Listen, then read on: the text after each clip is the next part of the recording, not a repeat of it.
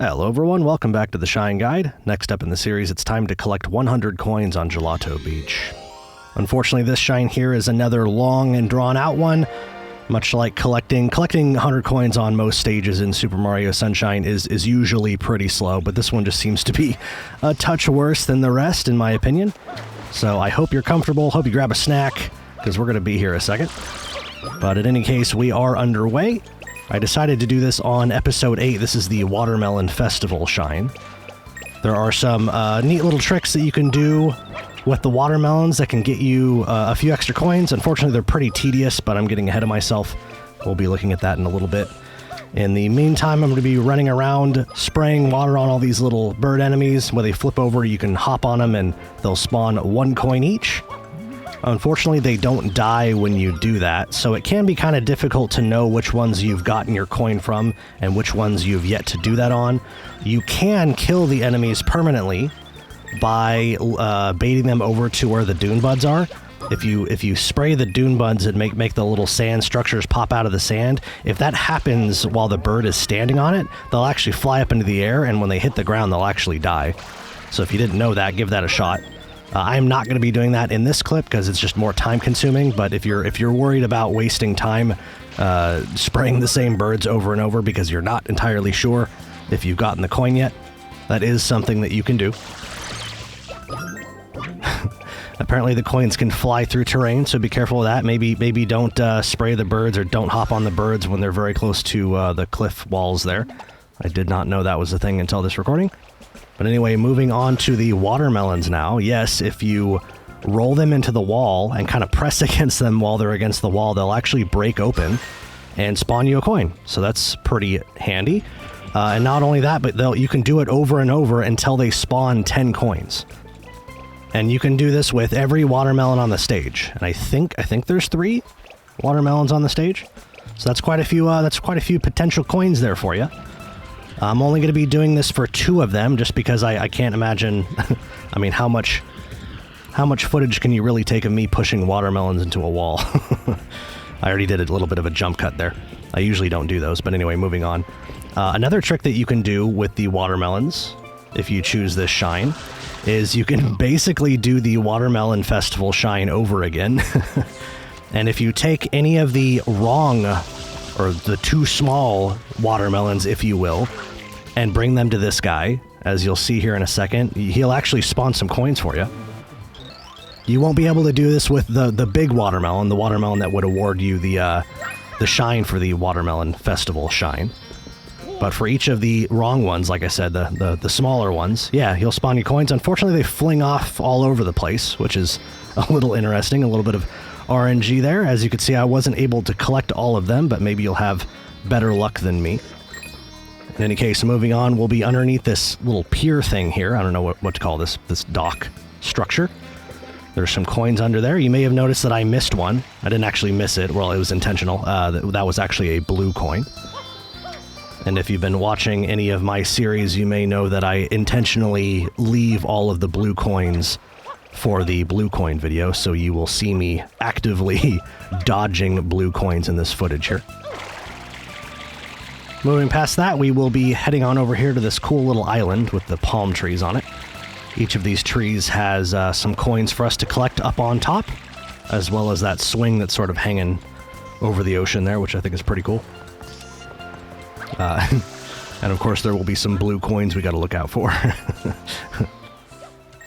There were a couple of times as I was recording all of these videos where I accidentally collected a blue coin and I had to restart. I know no one asked, but anyway, moving on to palm tree number 3 over here. I think the reason I brought that up is I think I may have collected this blue coin here on accident once. And I actually get it's pretty close right there that time. You know what sucked about restarting on this shine was having to smash watermelons again.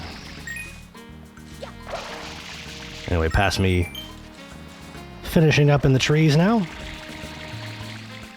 I try to grab as many of these coins on the way down as possible. I was really trying to get the one that was closest to the blue coin, not to keep talking about blue coins, but because now I'm like, oh god, oh no, I don't want to do the watermelons again. Oh, perfect. Just kind of realizing how big those swings are. I don't think swings that big are a thing. I mean, I know there are swings that you can, see down in the Caribbean and Hawaii and stuff like that that are actually over the water. You actually swing out over the water. That sounds pretty cool, but I don't think they're normally so big that you can stand on them. And man, am I out of things to talk about, as you can probably tell. Okay, we're back on the mainland now. We're heading up here to where the mirrors are. Luckily, there are more birds for us to flip over and stomp on, giving us a few more coins. There's that ring of coins there. I always get a kick out of that specific ring of coins because there's like one that's like placed all wrong and it's not like a perfect ring of coins like it normally is. Coming in here, we will be able to hop up and grab the little, I guess, ceiling, the thatched roof here, and we'll be able to very carefully navigate around while still avoiding the blue coin. One thing that I forgot to do in the footage here, if you go underneath that little hut and jump up and kind of bonk your head where the cash register is, it will actually spawn, I think it's 3 coins out of the cash register. And stuff like that sort of drives me nuts about this game. How many more? That's such a crazy little detail. I mean, like, how are you supposed to know that? How many things like that are left in the game that I've never seen before?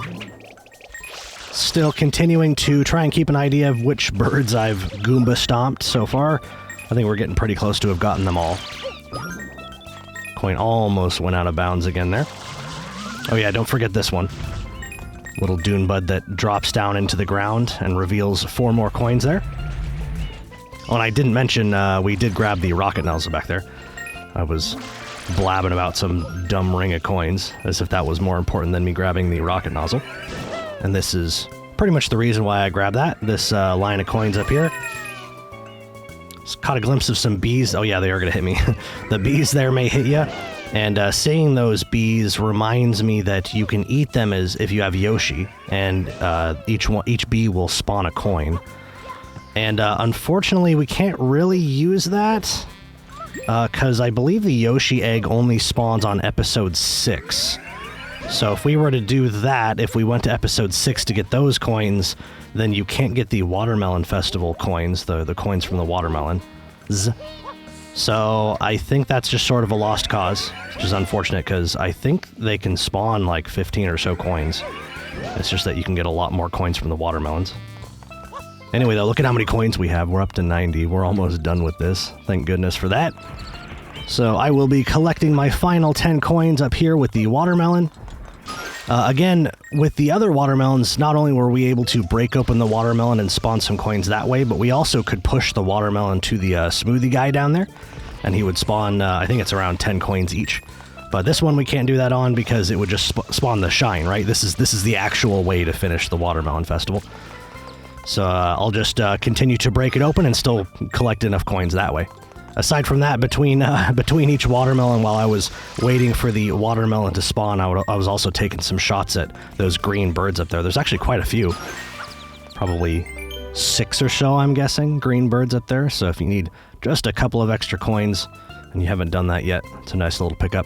But anyway, between the watermelon and the birds, I was just barely able to get 100 coins, spawning us this shine, so we could finally check this one off the list for good. Thank goodness.